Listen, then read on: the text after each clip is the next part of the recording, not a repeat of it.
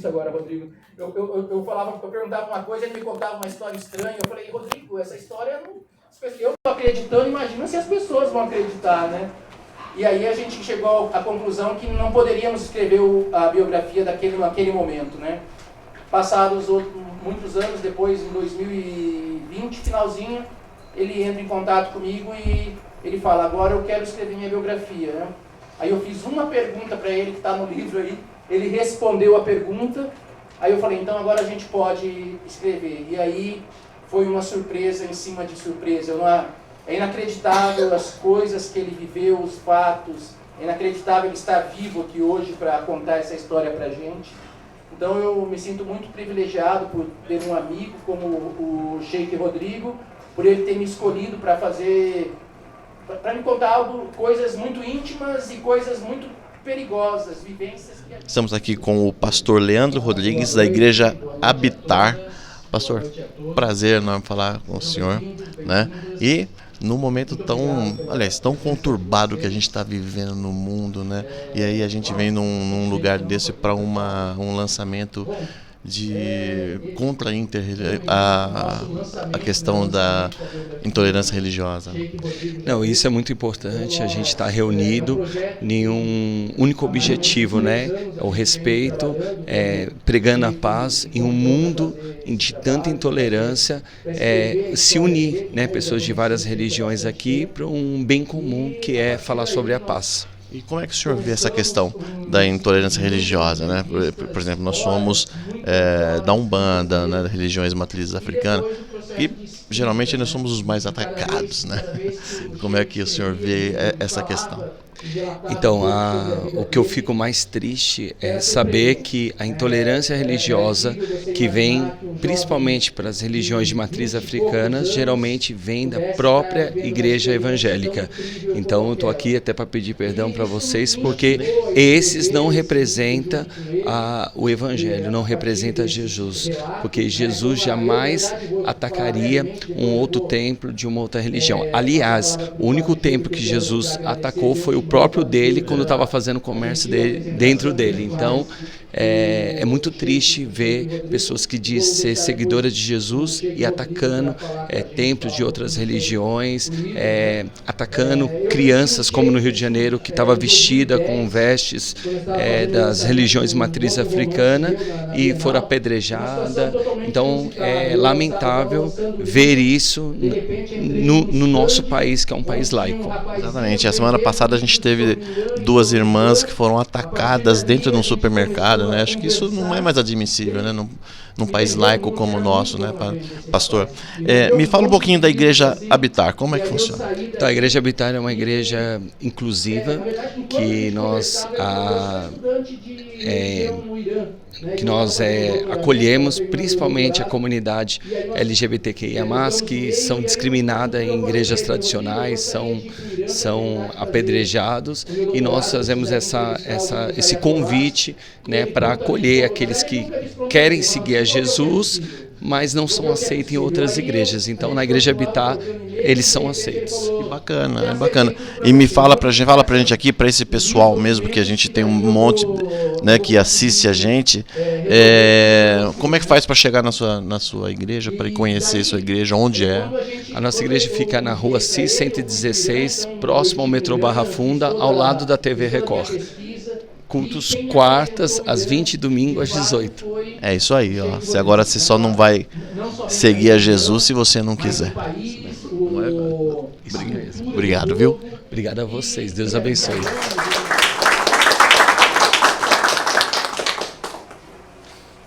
A apresentação que eu coloco do livro é simples, pequena.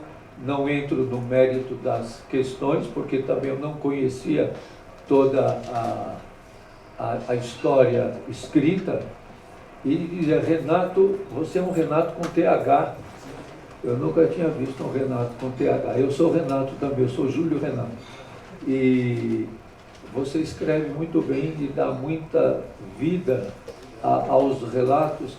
Realmente é impressionante, porque você faz um relato muito vivo e muito cativante. É difícil largar o que você vai descrevendo, que tem a saga, a luta, a aventura, as construções e desconstruções da vida do Rodrigo, mas que você ordenou nas letras, nas palavras, de uma forma muito cativante, muito sedutora, muito intrigante e que prende muito. Estamos aqui com o Padre Júlio Lancelotti. Padre, primeiro um prazer enorme falar com o senhor, né, dizer da nossa admiração por esse seu trabalho incansável aí, né, sempre protegendo aí essa população aí que tanto precisa de uma ajuda e tanto às vezes largadas aí pelo poder público, né? E hoje estamos aqui num momento importante, né, de um lançamento do livro do Sheikh Jalloud. Queria que o senhor falasse um pouquinho sobre esse momento que nós estamos vivendo agora. Então, esse é o momento difícil que a gente está vivendo na história da humanidade, com o conflito, com as guerras que estamos vivendo, e também esse momento que é o lançamento do livro do Sheikh Rodrigo, que pode nos ajudar a refletir a busca pela paz, a busca pelo entendimento e a superação de todas as dificuldades. E me diz uma coisa, padre, como que o senhor vê hoje, né, o momento político do Brasil, né? É claro que nós temos aí um governo federal, governo municipal, governo estadual, que são diferentes partidos, né? Como o senhor vê hoje? O senhor acha que a gente tem uma possível saída bacana aí para essas questões mais de solidariedade? É um grande desafio, né? Eu acredito que a gente não pode esperar tudo dos governos. Sim. A gente tem que estarmos atentos, acolhedores e sabendo que principalmente a missão dos religiosos ou das diferentes tradições religiosas é de serem solidárias e acolhedoras. Padre, muito obrigado, viu? Para todos nós. E vamos ver se a gente marca um dia para ir fazer uma visita para o senhor lá, para mostrar um pouco mais desse trabalho maravilhoso e lindo, e parabéns. Obrigado, serão bem-vindos. Obrigado. Então, acho que vai ser um livro que vai causar muitas conversas, vai causar talvez algumas indignações e algumas polêmicas, mas é um livro que está aí e que é importante que as coisas sejam claras, que aquilo que está obscuro apareça e que a pessoa possa ser entendida a partir da sua vida, da sua cosmovisão, da sua fé e da sua dúvida. Então, parabéns. Ok, nós estamos com o professor Renato Costa, né, que fez a biografia, que escreveu a biografia, né, do Sheikh Rodrigo. Primeiramente, parabéns, né? Eu comprei agora o livro e tenho certeza que vou me deliciar aí, porque eu gosto muito de ler e esse livro, pelo que eu entendi, ele é muito histórico, né? Então ele vai me levar a momentos assim surpreendentes. Eu diria que sim, é surpreendente, mas também porque a vida do Rodrigo, né, o biografado, o Sheikh Rodrigo, ela é surpreendente, né? E como a gente abrange é um período de história, basicamente a gente ela é mais focada no período em que, pouco antes dele ir para o Irã e até os dias de hoje, mas tem um apanhado de como foi a infância dele e tal, né? Mas nesse período, como ele viveu muito tempo no Irã, e o Irã é um país que sofre diversas represálias por parte do sistema internacional, ele estava lá. Então, nesse período, ele sempre... Não dá para você contar a história sem você trazer esse ambiente, que é também um pouco da minha formação, né? Minha formação em história... E eu também já escrevi... Você escreve muito sobre o Oriente Médio, né? Você tem um interesse especial lá. Na minha vida acadêmica eu escrevo muito sobre o Oriente Médio, sobre o Irã, sobre o Líbano, sobre a Palestina, né? E depois também escrevo romances também policiais e outras coisas, né? Por isso que também eu achei que foi um pouco mais fácil escrever, porque a escrita acadêmica é muito dura. E o Rodrigo queria uma escrita muito mais dinâmica, mais fluida. Então Então às vezes você pode ler e pensar assim, nossa, mas tá parecendo um romance essa biografia do Rodrigo, mas era uma proposta dele, ele queria que fosse algo mais fluido, mais acessível, e aí cabe agora aos leitores e às leitoras verem. O que você destacaria assim no livro, né? Assim como um momento importante, assim, você escrevendo, um momento de emoção na hora do relato do Rodrigo, né? O que você destacaria?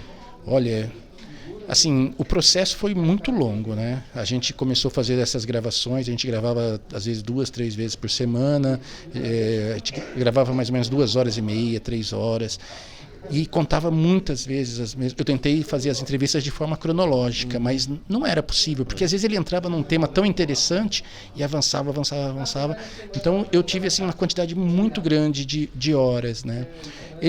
A vida dele é muito rica em um período muito curto, né? Ele tem 37 anos, é muito jovem, né? Então eu acho que eu dividiria assim, tem momentos muito difíceis, os relatos dele na infância, que teve muitos problemas assim com a família. E aí eu falava, nossa, Rodrigo, é uma coisa que te angustia, problemas familiares que foram difíceis, né? Mas ali ele supera, é uma força incrível esse rapaz, que ele superava. Mas eu acho que a parte que mais me preocupou até quando ele narrava é o envolvimento dele com altas lideranças e até o serviço de inteligência iraniano. Aí quando ele me contou a primeira vez que a gente foi fazer a biografia, ele não conseguiu me contar tudo, que foi em 2014, ele não contou. Dessa segunda vez, quando ele começou a me contar, eu entendi por que ele não contou. Então ele fala do envolvimento com pessoas assim, principalmente o Sheikh Mohsen Rabbani, que é um sheikh que é acusado de ter feito os atentados na Argentina em 94, perseguido pela Interpol. E o Rodrigo teve uma relação próxima com ele, depois brigou com ele e ele passou a ser perseguido. Então eu ficava impressionado, falei, não é possível, como que ele teve coragem de fazer algumas coisas, né? Acho que um pouco era parte da ingenuidade, né? Mas ele teve um envolvimento muito forte politicamente com as pessoas no Irã, e depois quando ele voltou para o Brasil, que ele volta assim completamente, ele é deportado e volta sem nenhum recurso. Ele não tem nada, absolutamente nada, vai dormir num colchão na casa de uma tia, e depois ele começa a trabalhar no lavacar, lavando o carro, e fala, daqui eu vou recuperar. Eu falei, cara, a capacidade desse rapaz de num dia ele está no ápice, no segundo dia ele está assim numa dificuldade financeira, superação total. E altos e baixos. Por isso que às vezes quando você me pergunta, mas o que era mais chocante ou mais marcante, é difícil tirar um ponto, porque a vida dele é muito cheio de altos e baixos, né? Durante a execução, o trabalho, né? Teve alguma ameaça? Teve alguma coisa que alguém chegou, não fala isso, ou então se falar, aquela coisa? Vários por parte dele, né? Que ele me preservou a todo momento. Ele me convidou, eu escrevi, depois dos relatos, eu tinha todos aqueles relatos gravados, mas mesmo assim a gente tinha que fazer novas entrevistas, porque é muito difícil, é muito cheio de detalhes a vida dele, né?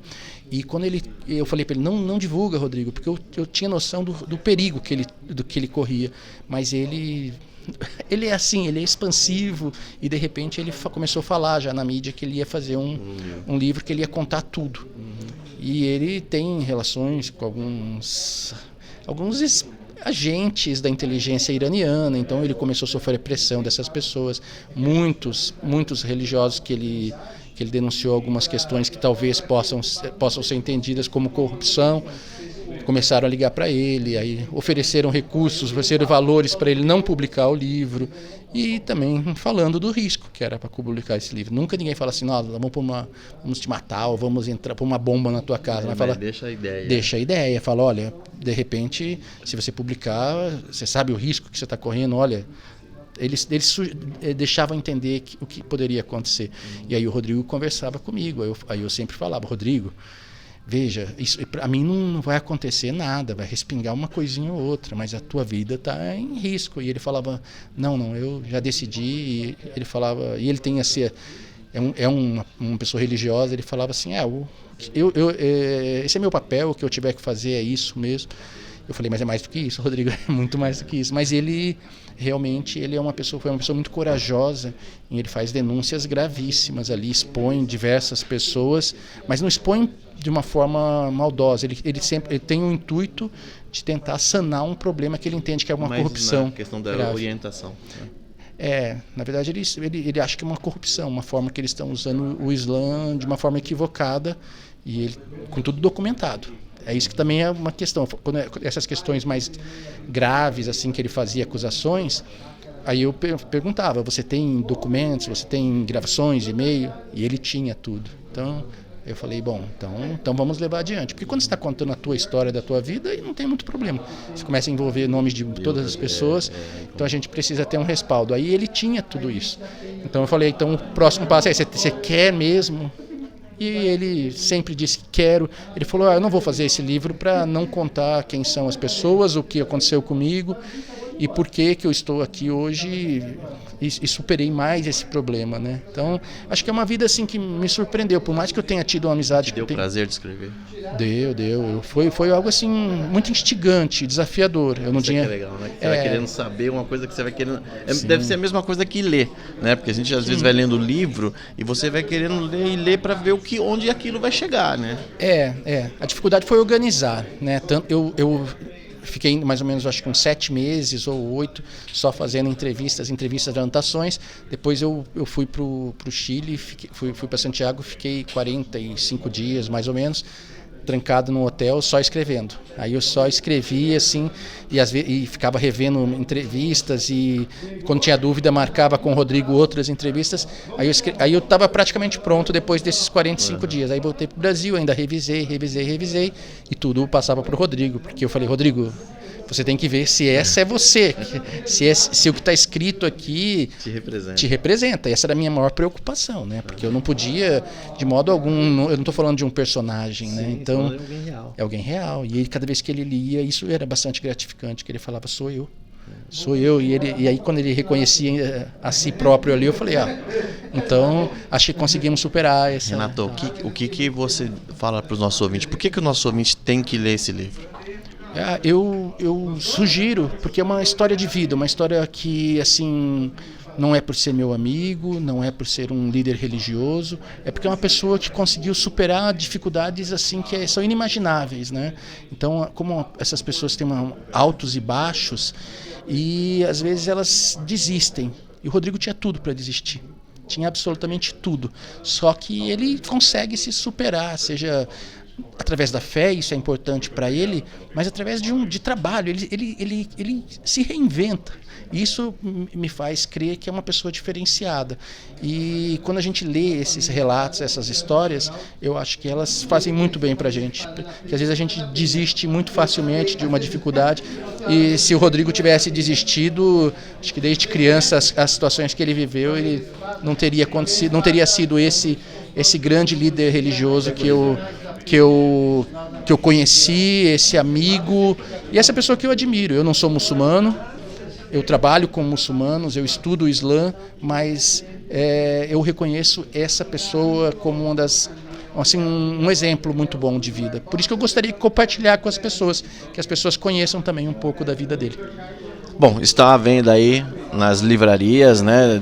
Já está publicando. Todas as livrarias virtuais, você já encontra também na Amazon, Americanas, quaisquer livrarias virtuais, e também na própria editora, que é o site editoraviseu.com.br.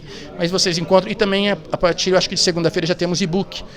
Não sei se já disponibilizaram hoje, mas também já vai estar disponível o e-book. Quem prefere ler num Kindle ou outras formas, já está, leiam. O importante é que as pessoas leiam e façam as críticas e conheçam a história deles, e se puderem nos dar um retorno, vai ser fantástico. É isso aí. Então, olha lá. Intrigas no Reino de Alá. Então, para você que gosta de ler e que precisa ler, né, daqui um pouco da história do Sheikh Rodrigo Jalloud, que faz um trabalho excelente com as pessoas carentes aqui no centro de São Paulo. É isso aí. Obrigado, Renato. Obrigado a você. Foi um prazer. Sou o Marcelo do canal do Saravá, boa noite a todos. Boa noite. Primeiro, parabéns pela iniciativa, né? Sempre que a gente se encontra é sempre uma alegria, né? As suas atitudes aí, sempre combatendo a intolerância religiosa, isso é muito importante para todos nós. O que eu queria saber do senhor é o seguinte: o que te motivou a entender que esse é o momento de contar a história que o senhor ficou segurando por um tempo e agora chegou o momento? O que te motivou, né, a isso? Bom, tem uma série de fatores. Primeiro que quem lê o livro vai entender que, na verdade, assim, eu do jeito que eu sou, eu teria falado desde o início, na verdade, o que aconteceu porque eu fui deportado. Mas dentro do governo iraniano havia muitas promessas ilusórias que, olha, me barrando que, olha, segura até tal tempo, segura até virar o ano que vem. Eles assumiam, nós equivocamos com a sua deportação, nós estamos revendo, a partir do ano novo iraniano, essa situação vai ser revista. Então, eles foram me levando em banho-maria. Até chegar uma hora que eu falei, eu tenho um nome dentro do Islã consolidado em São Paulo. Não representa o Islã todo, porque o islamismo não é uma religião onde um único sheik representa a religião por si, por inteiro. Eu represento os meus seguidores, o meu centro islâmico e uma parcela do Islã xiita em São Paulo, né? Então, chegou uma hora que eu falei, eu não tenho interesse em voltar para o Irã. E se eu voltar, é capaz que eu não voltasse para o Brasil. Eu não tenho esse interesse. Estudar, eu continuo estudando porque estudar não tem fim. Então eu continuo estudando, hoje em dia com tecnologia, com aulas online. Eu tenho muitos professores ainda que eu tenho contato até hoje, que eu estudo virtualmente, às vezes de madrugada eu estou lá sentadinho no Centro Islâmico, estou estudando tanto minhas palestras quanto a nível pessoal meu. Então, o que mais me motivou, na verdade, é eu falar um ponto final. Por quê? Porque eu sempre fui julgado, acusado e, paralelamente, no escuro, eu era amparado, eu era mimado, eu era sempre iludido com promessas. Aí quando chegou uma hora eu falei, bom, aqui precisa de um ponto final, eu preciso dar um rumo na minha vida. Eu preciso mostrar quem eu sou, porque eu chego muitas vezes, por exemplo, em entrevistas de imprensa, que eu perdi do jornalista vir falar comigo, manter um primeiro contato, e depois falar, Sheik, eu não posso falar com o senhor porque eu vi lá que o senhor foi deportado do Irã e ninguém sabe a causa. Então o jornalista tem medo de falar comigo, de entrevistar a pessoa e pôr a pessoa errada ali na TV para falar sobre o islamismo.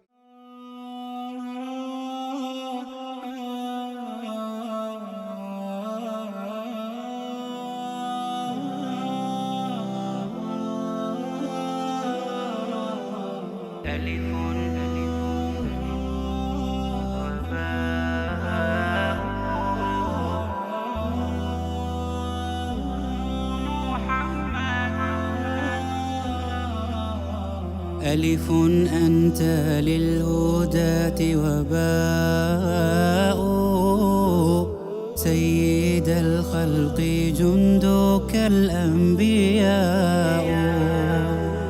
علمك العلم ما لعلمك حد حلمك الحلم طبعك الإرضاء أحمد الفعل أو محمد اسم تتسامى باسمك الأسماء جئت. Bom, tá aqui, falamos com quem escreveu a biografia, está aqui o biografado, né? Sheik Jalu, 37 anos, né? E já tem uma biografia super rica, né? Sheik, parabéns, viu? Primeiramente, parabéns até pelo trabalho que você faz aí com as pessoas de rua, juntamente com o padre Lancelotti, né? Que é algo assim de elogiável, né? Então, e hoje você falou uma coisa muito interessante, né? Das pessoas na rua serem julgadas, né? Como vagabundos, essas coisas todas. E realmente o sistema faz com que as pessoas cheguem nessa situação, né? De droga, de passar fome, de morar na rua, né? Não podemos culpar o capitalismo também, porque o capitalismo é mundial. Mas existem certas coisas que vão empurrando as pessoas para essa situação, né, Chico? Exato. Que eu posso fazer um comparativo até interessante, que as pessoas têm a mania de julgar, e muitas das vezes sem conhecer, né? E talvez eu não tinha um olhar tão humano até para com a população de rua, por mais que eu tinha atividades sociais, que há uma diferença entre você fazer caridade e você conviver, fazer parte da sua vida, essa caridade, né? Então muitas das vezes eu fazia ações sociais, trabalhos de caridade, mas eram isolados, eu não tinha vínculo com ninguém. Eu só chegava, entregava, acabou, tchau, pega, tchau, era dessa forma.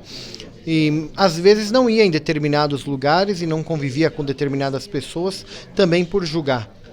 No meu livro, você vai ver uma experiência que eu fui julgado. O motivo de eu escrever o livro foi de tanto que eu fui julgado. Tanto por causa da minha crença, por causa da minha religião, tanto por causa da minha deportação do Irã, que era uma incógnita na cabeça dos muçulmanos e até de não muçulmanos, e julgado pela mídia, que já enxergava o Islã. Então, isso. Como o senhor conseguiu lidar com isso tão jovem, né? Porque o senhor foi manchete de jornais, né? De boatos. Como que o senhor conseguiu lidar com isso? Foi difícil, acho que foi mais o apoio familiar e de amigos que me conheciam pessoalmente, que sempre me davam aquele amparo. E como eu havia dito aqui também, em meio a uma das falas, eu fui muito julgado e eu senti na pele o quanto era ruim ser julgado. E quando eu começo a conviver com a população de rua, eu vejo que eles são julgados, e muito pior do que eu já fui julgado, com palavras de baixo escalão, com uma série de estereótipos, uma série de rótulos que colocam na população de rua, que são julgados, mas eles não se incomodavam com que eles estavam sendo julgados. Eles viviam com o pouquinho que eles tinham ali e sobreviviam com aquilo que eles tinham. E muitas das vezes eu presenciei, por mais que não tinham nada aos nossos olhos, muitos tinham algo que era uma felicidade. Por mais que o sistema empurre para a miséria, tudo, eu via que por mais a dependência química, determinados problemas, eles ainda eram felizes. E eu falava, eu tenho família, eu tenho amigo. Como que eu, mesmo com todo o julgamento, preconceito, com tudo que tinha, como que eu ainda não sou feliz? Eu fui deportado, tudo que eu passei, eu não fiquei desamparado, né? Até inclusive quando minha mãe estava no hospital, na cidade de Tiradentes, dando entrada em 2020 para a questão da Covid, foi onde ela faleceu em 20 dias, eu perdi minha mãe. No hospital, a minha mãe tinha falado para mim uma vez, no hospital ela falou desculpa. Eu falei, por quê? Ela falou, porque eu acho que eu falhei, com tanto que você já sofreu na vida. E eu falei para ela, a senhora não errou em nada. A gente saiu do circo, saímos de uma periferia, saímos do circo, saímos bem de lá de baixo. E financeiramente, não somos comuns como qualquer outro padrão de brasileiro trabalhador. Mas eu falei para ela, eu falo 4 idiomas, eu viajei 12 países no mundo, estudei fora do Brasil, virei capa de jornais, não importa como. Eu falei para ela, virei Veja, Folha de São Paulo, Globo, Jornal Nacional, virei referência dentro da minha religião. Eu falei, então não deu errado, não tem nada de errado, tá tudo certo. Ainda falei para ela, né? E vencendo sempre aquelas barreiras, né? Do preconceito e tudo. Então, essa questão do julgamento. E foi aí a partir dessas, acho que de tanto que eu fui julgado e pressionado, eu aprendi com as dores da vida a entender e sempre olhar o outro lado e não julgar. Então eu sempre coloco uma frase nas minhas ações que é ajudar sem julgar. Então é não colocar rótulo nas pessoas e falar, esse tipo de gente eu ajudo, esse eu não ajudo. Eu ajudo de acordo com as condições e os meios que eu tenho, os recursos que eu tenho, né?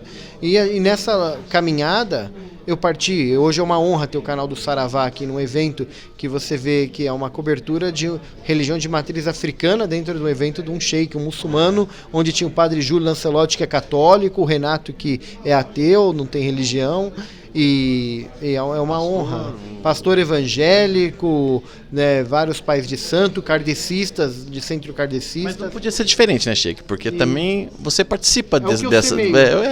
É o que eu tô semeando e plantando, né, para colher, e não podia ser diferente. Eu fiquei muito feliz com isso. Mas também foram barreiras que eu fui criando dentro de mim, que eu tenho que aprender a não julgar e conhecer e dar as mãos, e aprender que esse convívio, principalmente dentro do Brasil, que é um país laico com todas as religiões, é necessário.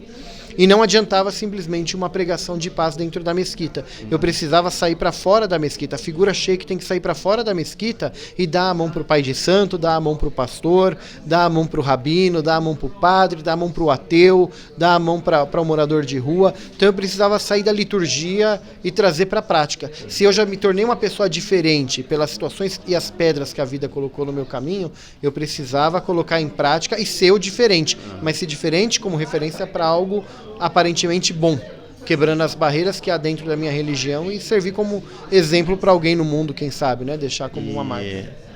Como sheik, cadê o seu harém? Onde é que tá o seu harém, hein? Meu harém tá na Maria Carlota 325, com 9 cachorros, com meu centro islâmico, com meu quartinho, com a minha família, com amigos, com a rede social, que hoje a gente tem a rede social que acaba vindo muito seguidor que a gente não conhece, e como muitos que me seguem vieram aqui hoje com uma empatia, com um carinho, como se me conhecesse há anos, falando, eu te acompanho. Então, quer dizer, são pessoas que convivem comigo diariamente. Então o meu harém é esse, é um harém de amizades e de pessoas boas do meu lado. Eu te fiz essa pergunta mais assim, porque eu queria que você explicasse um pouquinho, né, pra gente, o que é sheik, o que é ser sheik, né? Qual a função de um sheik? Sheik ele é o sacerdote, é o líder religioso do islamismo, como tem o padre dentro do cristianismo, ou o pastor, né, o pai de santo dentro da religião de matriz africana. O sheik nada mais é que o líder religioso. A única coisa é que o sheik ele é muito confundido, porque ele é um escalão alto dentro da religião, é o maior escalão dentro da religião. Ele é muito confundido muitas das vezes com aqueles sheiks árabes de Dubai, do Catar, que a gente vê nas manchetes por aí, que são aqueles homens de dinheiro, com harém de mulheres, tantas mulheres, carrões. Aquele tipo de sheik, na verdade, esquecem da parte religiosa. Eles são pessoas milionárias. E sheik ele passa a ser ali não como um título religioso, mas como um título de respeito. Por exemplo, você não é doutor e eu te falo doutor, para te incrementar um respeito. Então essas pessoas são denominadas sheiks pela extravagância que eles fazem de dinheiro. E muitas das vezes esquece que o mundo passa fome, na verdade, mas essas extravagâncias financeiras que eles fazem chamam muito mais atenção. Agora o sheik ele é o líder religioso do islamismo. Cabe a mim pregar o islamismo dentro da mesquita, conduzir um centro islâmico ou mesquita e praticar o Islã diariamente por aí no dia a dia. E eu tentei sair daquela questão que, como eu falei, da liturgia, somente pregação. As pessoas estão se afastando das religiões, seja de qual for, porque estão hartas de muita pregação, de muita palavra bonita, palavra dos anjos e tudo, e na prática as pessoas veem miséria, sofrimento, crueldade lá fora e falam, cadê a religião? Onde está Deus? Você calcula hoje, com tanta gente passando fome no Brasil, mas só ali na Maria Carlota, onde eu moro, do meu lado é um centro de Umbanda, do lado tem um centro islâmico, aí depois vem uma igreja evangélica e na rua de cima eu tenho uma igreja católica e um centro kardecista ali na Padre Olivetano. Então você vê só num miolinho ali que eu tenho ali perto da minha casa, se cada religião realmente seguisse os caminhos de Jesus, os caminhos de Mohammed, os caminhos de Abraão, os caminhos de Moisés, de Oxalá, de qualquer crença que é o bem, é a prática do bem, é compartilhar, é não dormir tranquilo enquanto você sabe que teu irmão tem fome. Se cada religião fizesse isso, você calcula que não teria tanta fome. O problema é que a gente sempre joga, isso é questão do governo, é a prefeitura. Mas a gente pode, como humano, pode fazer a nossa parte. Você consegue entender quando a gente ouve aquela frase antiga, né, que o Brasil é o celeiro do mundo? No Brasil tudo que planta dá. Ainda existia fome? É difícil de acreditar. É uma terra abençoada que você vê que banana nasce ali, tudo nasce, o verde nasce. E eu, como morei fora no Oriente Médio, todos que vêm do Oriente Médio para cá e vêm de outros países para cá se surpreendem a andar na rodovia e ver que é tudo verde em volta da rodovia, não é aquele árido, aquele deserto. O Brasil é um país, é uma terra muito abençoada. É lamentável a gente ver uma terra tão rica que dá para plantar, dá para semear, mas grande parte desse território está na mão de poucos e muitos têm que viver encurralados aí em comunidades, periferias e trabalhar para esses que tem muito, na verdade, né? Precisaria de uma reforma agrária, na verdade, no Brasil para a gente combater essa questão da fome. Eu sou super a favor, porque essas terras que foram mal divididas para meia dúzia de famílias e a maioria do povo brasileiro passa fome, tudo porque é um sistema que foi criado do capitalismo, quem tem mais. Precisava questionar como tem tanta terra que não é utilizada e por que tem tanta gente passando fome, se há terras produtivas que não estão sendo utilizadas. Tem um monte de questionamento que a gente tem que fazer, né? Mas isso daí só se faz lutando, na verdade, denunciando, né? Mas é Votando certo, né? Votando certo, exatamente, sabendo escolher as pessoas que têm compromisso, não consigo mesmas ou com seus amigos, mas têm compromisso com a vida, com o próximo, em olhar cada vida individual e tentar dar o seu melhor, né? Você ainda pensa em exercer um cargo público? Eu vou tentar mais uma vez no ano que vem para sair candidato a vereador, vou me candidatar a vereador. Né, não tem intenção em questão de deputado federal, estadual, essas coisas eu acho que assim, não, acho que a relevância maior dentro da minha cidade é curto ali dentro como vereador eu acredito que dá pra gente cobrar melhor as ações da prefeitura, morar no mesmo bairro, na mesma casa, não desaparecer e ouvir as pessoas, que a reclamação real das pessoas e tentar agir nas coisas mínimas, porque o povo hoje nem quer muito. O que o povo quer, na verdade, é solucionar os básicos dali para que dê uma qualidade de vida melhor na região onde ele mora. E eu acho que como vereador, eu acho que eu consigo ser útil para a população de rua, para comunidades, para pessoas do meu bairro, dos outros bairros de São Paulo, para buscar lazer, cultura, o respeito à religiosidade, à interreligiosidade que a gente tem, trabalhar melhor essa questão para combater preconceitos, estereótipos que existe até os dias de hoje. Isso tudo precisa, e precisa gente que conhece um pouco, engajada e que tem uma responsabilidade, né? Exatamente. Bom, para finalizar, eu gostaria de fazer uma pergunta. O que te dá mais paixão, mais prazer? Consegue dividir entre fazer o bem lá na rua, né, ou a religião? O que te dá mais prazer, assim? Ou é tudo igual? Eu acredito que o que me dá prazer, na verdade, é que antes de Deus criar a religião, ele criou o ser humano. Então, a religião, ela não é um fim, ela é um meio. Então, Deus não me criou para morrer muçulmano. Deus me criou humano para mim morrer humano. Como filho. Exatamente, como todos. Por isso, a questão da interreligiosidade, ela é necessária, a gente dialogar e ter esse carinho pelo outro, amá-lo pela crença dele, não só porque é da mesma crença. Então, eu acredito que quando eu pratico o bem, quando eu abro mão do meu tempo, da minha vida, e eu saio para alimentar os pobres, para compartilhar um pouco do que a gente consegue, hoje eu consigo usar do meu nome que tem na mídia para trazer doações. Então, eu uso da minha influência também para transferir para o bem, né? Isso para mim é muito prazeroso. Então, assim, o que me dá felicidade é fazer aquilo que eu faço. Eu tenho, às vezes aparece aniversário de sobrinho, aniversário de parente, uma confraternização de família, eu participo, mas depois da minha responsabilidade. Hoje eu vim lançar o meu livro. O que eu fiz? Eu fui levar comida mais cedo, fez a comida mais cedo, eu entreguei a comida mais cedo, porque a fome é diária. Sim. Eu não posso abandonar as pessoas porque eu venho lançar um livro, seria hipocrisia. Então eu faço minha parte, que aquilo me dá mais prazer. Aqui o livro é muito bacana, mas aqui é um momento. Ali não, ali é cotidiano. As pessoas que eu convivo lá é cotidiano. Aqui é um momento de felicidade, obviamente. Mas ali é uma felicidade que eu tenho de que eu estou usando da minha vida para ser útil e fazer alguma coisa. Então o que me dá mais felicidade? Ser religioso ou ser humano me dá muito mais felicidade ser humano, porque eu sendo humano, eu estou sendo religioso. Muito bem.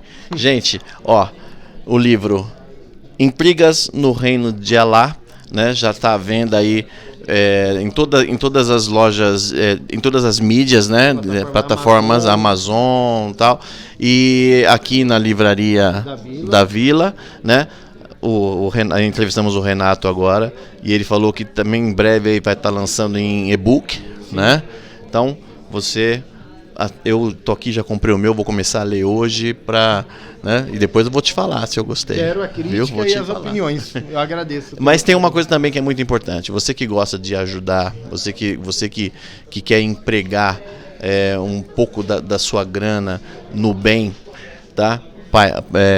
Desculpa, pai, eu tô acostumado. Sheik. Fala pra gente o seu Pix lá pra que o pessoal te ajude. Olha, não precisa ser somente Pix. O Pix é o número do telefone, é 11 992 79 0473. Esse é um Pix que eu tenho próprio para o trabalho social, para as atividades. Mas muitas das vezes eu falo, as pessoas podem... hoje em dia tem tanta coisa online que a gente compra tudo online. Você pode comprar arroz pelo mercado online e mandar entregar no centro islâmico. Você pode comprar leite, que a gente usa muito, macarrão, molho, mistura é um pouco mais delicado, mas dá para comprar na semana e enviar. Então nem tudo é o dinheiro, né? Roupas em bom estado, se tiver nova melhor, mas roupas que estejam em bom estado, não roupa rasgada, pode mandar para o Centro Islâmico. Produto de higiene pessoal, que é uma coisa que ninguém pensa em doar, todo mundo acha que é só dar comida, mas a pessoa ela precisa de um papel higiênico, ela precisa absorvente, ela precisa de um sabonete, todo mundo gosta de lavar a mão, de ter essa questão da higiene pessoal, né? E muitas vezes a gente não pensa que ali são humanos também, que a mesma necessidade que eu tenho é a que ele tem. A mesma coisa que eu gostaria de vestir, eles também gostariam de vestir. O sentimento que eu tenho de tristeza, de alegria, de desprezo, eles também têm. Então tudo aquilo... são mais alegres que a gente, né? Ah, sim, eu vejo muita gente muito mais satisfeita, eu vejo muita gente com muito e às vezes com a cabeça confusa de saber o que faz da vida. E qual que é o endereço lá do Centro Islâmico o pessoal mandar? O Centro Islâmico ele fica no bairro da Vila Esperança, região da Penha, é na rua Maria Carlota, 325. Rua Maria Carlota 325. Então, o canal do Saravá apoia o Sheik, apoia essa ação e tamo junto, Sheik. Obrigado pelo convite, viu? Eu que agradeço a presença de vocês. Muito obrigado.